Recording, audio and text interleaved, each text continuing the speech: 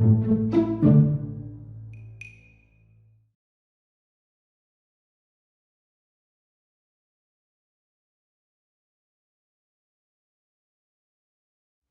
este video vamos a hablar sobre las mutaciones. Mutaciones. ¿Qué es una mutación? Una mutación es un cambio en la información que tenemos en el ADN. Un cambio en el ADN. Recordemos que el ADN es la molécula que se encarga de almacenar la información sobre cómo somos, porque es la molécula que almacena la información de las proteínas que nos conforman. El cambio en alguno de los nucleótidos del ADN, o sea, el cambio en la información genética que alberga nuestro ADN, es lo que se denomina mutación. Estas mutaciones ocurren de modo natural en nuestro organismo porque las células de nuestro cuerpo están constantemente replicando su ADN. Recordemos que una célula antes de dividirse tiene que hacer una copia exacta de su ADN, proceso que se denomina replicación y que ya vimos en videos anteriores. Como las células hacen muchas veces durante el día, durante nuestros años de vida, hacen muchas veces replicación, las posibilidades de errores son altas y por ende hay bastantes mutaciones en nuestro organismo. Ahora vamos a ver cuáles son las mutaciones, dónde pueden ocurrir y de qué modo se disparan. Bueno, ya dijimos que algunas son naturales, pero hay otras que no son naturales, sino que son disparadas por lo que se denominan agentes mutágenos, que son sustancias o condiciones que favorecen la ocurrencia de errores en la replicación, o sea, que favorecen este fallo en la información. Entonces, los agentes mutágenos hay muchos, pero algunos de los más habituales o que más conocemos son las radiaciones, o sea, cualquier tipo de radiación. Por eso cuando uno le saca radiografías, el radiólogo usa o la radióloga usa un delantal con plomo para protegerse de la radiación. Y la persona que le hace la radiografía está expuesta a la radiación, pero no pasa nada con una radiografía. O sea, sí habría un problema si uno se hace todo el tiempo radiografía. Otro tipo de radiaciones como la de las plantas nucleares, ahí no hay ningún peligro, pero en los residuos nucleares tienen radiación gamma, que sí puede afectar nuestros tejidos de modo violento. Y radiaciones a las que estamos expuestas todo el tiempo, por ejemplo, es la radiación ultravioleta. La radiación ultravioleta que procede del sol es un agente mutágeno. El modo de protegernos de esta radiación, que aparte funciona de modo acumulativo, es decir, no es que nos genera daños en una exposición, sino que a lo largo de muchos años. Bueno, los momentos más peligrosos del día es el mediodía y los momentos más peligrosos del año es el verano. Así que habría que evitar estar expuesto al sol sin protección cerca del mediodía, más o menos una hora. La radiación ultravioleta puede mutar nuestro ADN en la piel sobre todo. Hay sustancias que son mutágenos, por ejemplo el alquitrán, o sea que es parte del tabaco, el consumo del cigarrillo, el consumo de tabaco genera mutaciones en las células de nuestro sistema respiratorio y por eso aumentan las probabilidades de tener cáncer de pulmón o en cualquier parte de nuestra vía respiratoria. El alquitrán es un ejemplo de sustancia mutágena. Hay muchos más. La sacarina, que se usaba como edulcorante, es un agente mutágeno. El DDT, que se usaba como insecticida, es un agente mutágeno. Hay un montón de sustancias que tienen la posibilidad de acelerar mutaciones y que son estudiadas por la ciencia y que cuando tienen la característica de que generan esto, se advierten las etiquetas. Bueno, vamos a ver, entonces dijimos que la mutación es un cambio en el ADN, un cambio en alguna parte del ADN que por ende altera la proteína que se va a formar y que esa mutación puede ocurrir por agentes mutágenos o puede ocurrir por errores naturales en la replicación del ADN. Recordemos que el ADN hace replicación cuando tiene que duplicarse porque la célula se va a dividir. Cuando el ADN se duplica porque la célula se va a dividir, o sea que hace una copia exacta de sí mismo, puede haber errores. La enzima que participaba activamente en la replicación se llamaba ADN polimerasa. Y la ADN polimerasa tiene una característica muy importante que es que puede corregir errores. La ADN polimerasa avanza y si detecta que hubo un nucleótido mal puesto atrás, retrocede y lo acomoda. Miren para que se acuerden, para que entiendan lo que les quiero decir. Imaginemos que yo tengo esta secuencia de ADN en una de las cadenas y esta es la secuencia que está en la otra cadena. A va con T, T va con A, C va con G, G va con C. Cuando hacíamos replicación, separábamos las cadenas y cada cadena se le hacía una copia, una cadena nueva que era la que le correspondía a la que se había separado. Acá se formaría esto y acá se formaría esto. Y de este modo yo tenía dos cadenas donde había una. Esto lo hacía la ADN polimerasa. Imaginamos que acá en vez de una G puso una T. La T no puede ir ahí, porque la C va con la G. Eso es una mutación.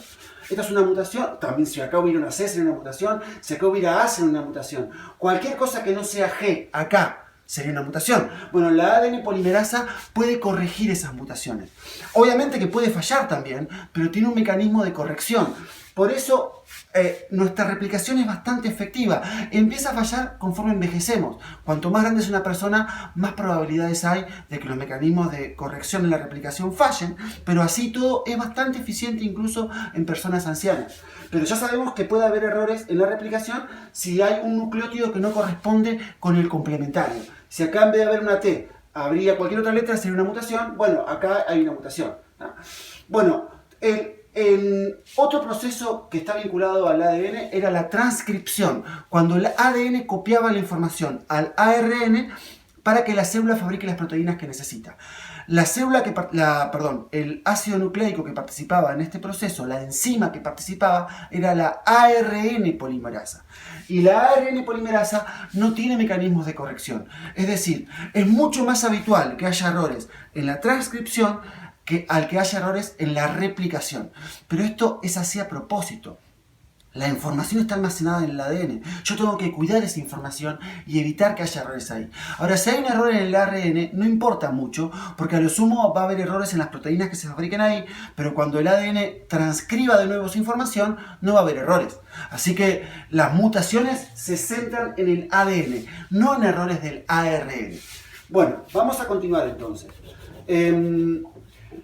Podemos tener dos tipos de mutaciones dependiendo a la parte del cuerpo que se ve afectada. La mutación puede ser en la línea somática del cuerpo o en la línea germinal del cuerpo. ¿Qué quiere decir esto? Cuando yo tengo una mutación somática, quiere decir que tengo una mutación en cualquier parte de mi cuerpo, excepto en las células sexuales. Y cuando tengo una mutación en mi línea germinal, quiere decir que tengo una mutación en mis células sexuales. Si soy un hombre, estoy hablando de mis testículos, de mis espermatogonias. Si soy una mujer, estoy hablando de mis ovarios, de mis ovogonias.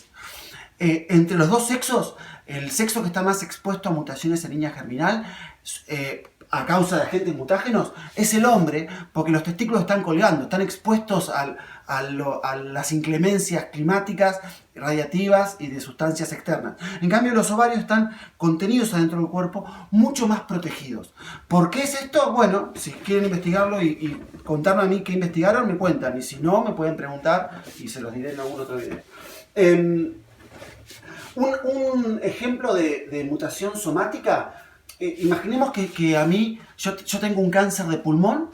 Bueno, ahí tengo una mutación somática.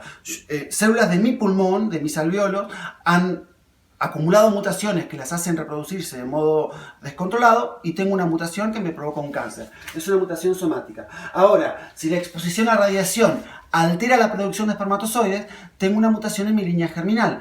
Una diferencia importante con estas dos es que las mutaciones somáticas afectan a partes puntuales del cuerpo. En cambio, las mutaciones de línea germinal afectan el cuerpo entero, porque yo puedo tener un hijo o una hija mutante, porque ya mis espermatozoides o mis óvulos están mutados. Yo siempre pongo el ejemplo del hombre araña, que es un superhéroe que adquiere sus poderes porque una araña radioactiva, no me acuerdo cómo era, lo pica en el hombro y esto altera las células del cuerpo.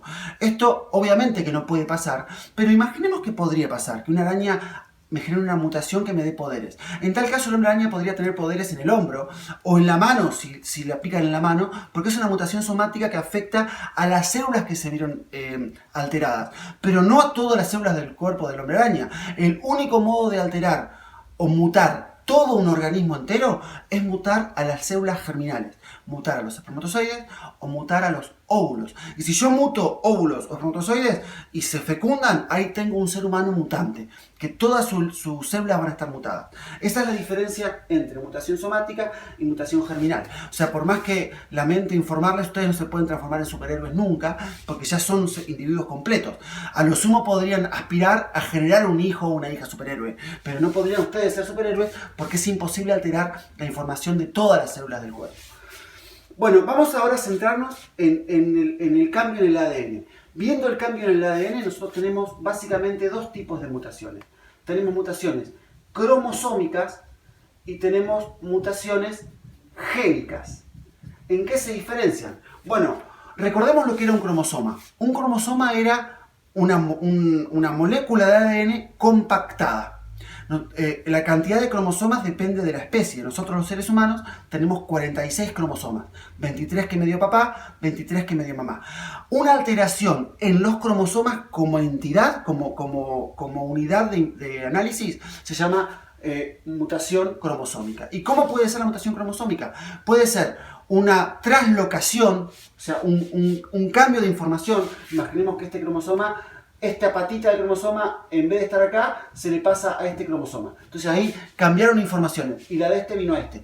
Cambió información de un cromosoma a otro, de mi cromosoma número 1 al cromosoma número 4. Cuando hay translocaciones, cambios de brazos enteros de cromosomas de uno a otro, hay veces que el individuo no manifiesta ningún tipo de cambio, porque tiene toda la información, solamente que está desordenada. Pero hay veces que el cromosoma pierde un brazo entero. A eso se llama delesión. O sea, tenemos translocaciones, tenemos deleciones, o sea que pierde información, o sea que pierde parte de la información, la pierde, genes enteros puede perder. Esto sí suele traer efectos graves. Hay veces que puede haber duplicaciones, o sea que se puede repetir información de brazos, porque durante la replicación se copia información de más. Y hay veces que puede haber aneuploidías. Aneuploidías es el cambio en el número de cromosomas. Si nosotros los seres humanos tenemos 46 cromosomas, tener más de 46 o tener menos de 46 es una aneuploidía, que casi nunca dan seres viables, casi siempre dan seres que mueren antes del año de vida. Hay algunos casos, hay algunas excepciones. Por ejemplo, la aneuploidía, vamos a poner este ejemplo. Hay triploidías y monoploidías. Monoploidía es cuando tengo un cromosoma de menos. Y triploidías es cuando tengo un cromosoma de más. Podría haber tetraploidías, pentaploidías, pero esos no dan individuos viables nunca. Acá sí hay individuos viables. Por ejemplo, un ejemplo común de la triploidía es las personas que sufren síndrome de Down. Las personas que tienen síndrome de Down tienen 47 cromosomas, no tienen 46. Tienen repetido el par 21, que ya no es un par, es un trío. El cromosoma número 21, que justo es el cromosoma más chiquito de nuestro organismo, está en vez de 2 veces, 3 veces. En vez de haber recibido un cromosoma 21 de papá y un cromosoma 21 de mamá, estas personas recibieron un cromosoma 21 de uno de los progenitores y 2 cromosomas 21 del otro, casi siempre de la mamá. Esto hace que las personas en todo su cuerpo tengan 3 cromosomas. Y pueden vivir, si bien tienen algunos rasgos que los identifican, porque no importa de qué parte del mundo sean, uno reconoce los rasgos en su cara y en su cuerpo del síndrome de Down y algún retraso mental en mayor o menor grado, son personas que pueden vivir una vida satisfactoria y plena, si bien no tan larga en general como los demás individuos, sí satisfactoria. Es una excepción. Cualquier otra triploidía generalmente no da individuos viables. El síndrome de Patau, que sería 3 veces el cromosoma 13, o el síndrome de Edwards, que sería 3 veces el cromosoma 18, genera individuos que pueden nacer vivos, pero que viven menos de un año, con graves problemas en su organismo. Ejemplos de monoploidía casi siempre están vinculadas al par sexual, a los cromosomas que determinan el sexo de la persona. Y el más habitual y el único que da seres viables es el síndrome de Turner, que son mujeres que tienen, en vez de tener 2 cromosomas X, tienen un solo cromosoma X. Son mujeres bajitas, con retraso madurativo, estériles. También hay triploidías vinculadas al par sexual, pero esas por ahí las vamos a ver con mayor profundidad el año que viene. Entonces, pero resumiendo, yo no les voy a pedir que ustedes sepan de memoria esto que acabo de decir, simplemente sepan que una aneuploidía es una variación en el número de cromosomas, que en vez de tener 46, tenemos más o tenemos menos, y casi nunca dan individuos viables, casi siempre son seres que mueren antes de cumplir el año de edad. Luego tenemos las mutaciones génicas, que son las que más quiero que prestemos atención. La mutación génica es la mutación en una porción del gen. ¿Qué era un gen? Un gen era una porción del ADN con la información para fabricar una proteína. Si bien esta no es la definición exacta hoy en día, es la que quiero que ustedes sepan porque es la definición que nos sirve para entender. Un gen es una porción de ADN con la información para una proteína. Bien, esa proteína está formada por aminoácidos. Recordemos que las proteínas son polímeros formados por la unión de muchos aminoácidos. Y la función de la proteína depende de la estructura, de la forma tridimensional de la proteína. Esa información está alojada en el ADN, en las secuencias de nucleótidos que forma lo que el ARN mensajero tendrá como codones.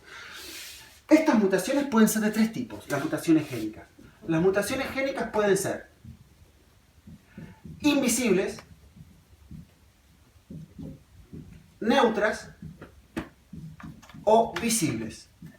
Hay otro modo de llamarlas. Algunos le dicen silenciosas, neutras o no silenciosas. Yo les voy a decir esta: invisibles, neutras y visibles. Y es muy fácil recordar cuáles son cada una porque el nombre lo indica. Invisibles son aquellas mutaciones que no se pueden ver. Les voy a dar un ejemplo. Imaginemos que yo tengo una proteína que en una parte de su estructura primaria, recordemos que la estructura primaria de la proteína es el orden de los aminoácidos. En una parte tiene al ácido glutámico. El ácido glutámico es un aminoácido. Este aminoácido, que es el ácido glutámico, tiene dos codones posibles: el codón GAG y el codón GAA. En el ARN mensajero, GAG o GAA me indica a mí que el ARN de transferencia va a llevar ácido glutámico. ¿Cómo sería la información del ADN que tenía esta información? Bueno, sería GAG AGA o sería GAA AGG. Esta sería la información en el ADN. Esta sería la información en el ADN. Vamos a imaginarnos que es esta la información. Que acá tengo en mi ADN la información de esta proteína. Y vamos a imaginar que se genera una mutación puntual. Que una base nitrogenada, un nucleótido que no tendría que ir, va. Acá, imaginemos que cuando hace replicación, en vez de ir una G, va una A. O vamos a imaginar al revés, vamos a imaginarlo mejor acá. En vez de ir una A, va una G.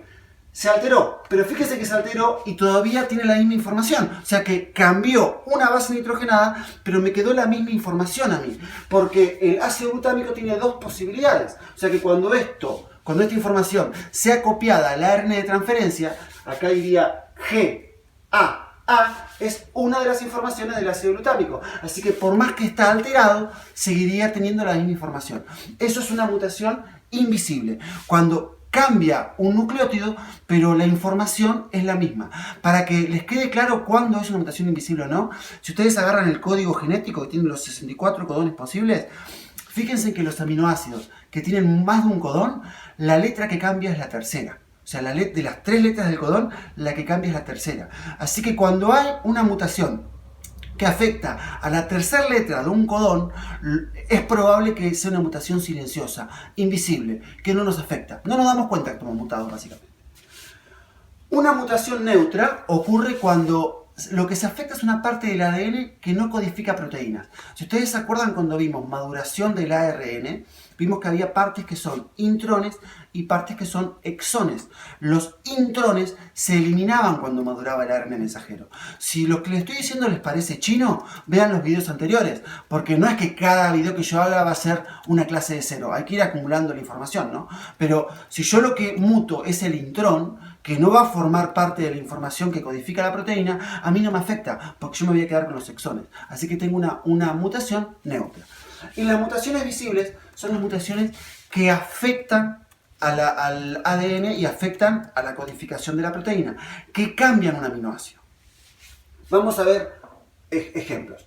Vamos a imaginar que con el ácido glutámico, que tenía estas opciones, en vez de ir una de estas opciones, cambia un aminoácido. Y acá, en vez de que me quede el codón GAG, me queda el codón GUG. Solamente cambié un codón del medio. Y ahora, cuando el ARN mensajero, cuando el ARN ribosomal esté leyendo el ARN mensajero, en vez de leer ácido glutámico, va a leer valina. Va a cambiar un solo aminoácido en una proteína que tiene más de 300 y las personas van a tener una enfermedad que se llama talasemia, anemia falciforme. Un solo aminoácido en una proteína que tiene más de 300 me genera una proteína que ya no es funcional del modo adecuado y me genera una mutación visible. Las personas que tienen este trastorno tienen anemia por más que coman bien. O sea, es una proteína, la hemoglobina, que está fallada por un solo aminoácido que está cambiado de lugar. Así que fíjense lo poderoso que es mantener la información adecuada. Eso es una mutación visible. Puede ser la mutación visible porque cambió una sola base nitrogenada, un solo nucleótido y ya me alteró la proteína. A veces puedo tener suerte y me puede cambiar un aminoácido y la proteína puede quedar funcional igual, porque la función de las proteínas depende de la forma tridimensional de las proteínas. Y hay veces que la mutación me altera una parte de la proteína que no cumple su función. Si ustedes recuerdan cuando vimos enzimas, dijimos que la enzima tenía un sitio activo, que era el sitio donde operaba la enzima. Bueno, si yo cambio la estructura del sitio activo, la enzima va a dejar de funcionar. Pero si yo cambio una parte de otra parte de la proteína, por ejemplo de acá, esa mutación no me va a afectar.